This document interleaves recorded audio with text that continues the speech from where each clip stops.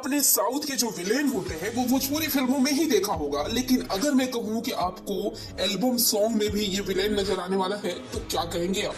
और ये कारनामा कोई और नहीं बल्कि अपने पावर स्टार ही करने वाले हैं, क्योंकि हर बार तो वही करते हैं कुछ नया और यूनिक।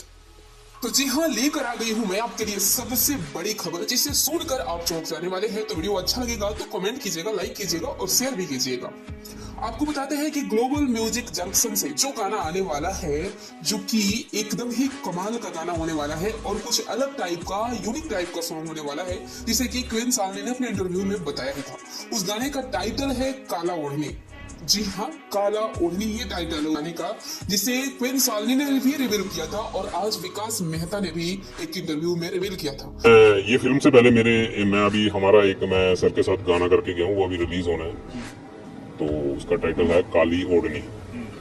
तो अगर आप विकास मेहता को नहीं जानते हैं तो आपको बता दूं कि विकास मेहता साउथ की फिल्मों के बड़े विलेन हैं और ये अभी फिलहाल काम कर रहे हैं पावर स्टार पवन सिंह के साथ मोहरा फिल्म में।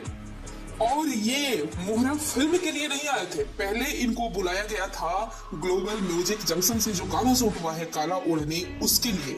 जी हाँ, उस गाने में इनका रोल था पहले विलेन के लिए। उसके बाद जब ये गाने का बैकअप करके जाने लगे तो इनको कहा गया था कि आपको मूवी के लिए भी कॉल आ सकता है, और फिर मोहरा मूवी के लिए इनके पास कॉल गया तो ये वापस आए।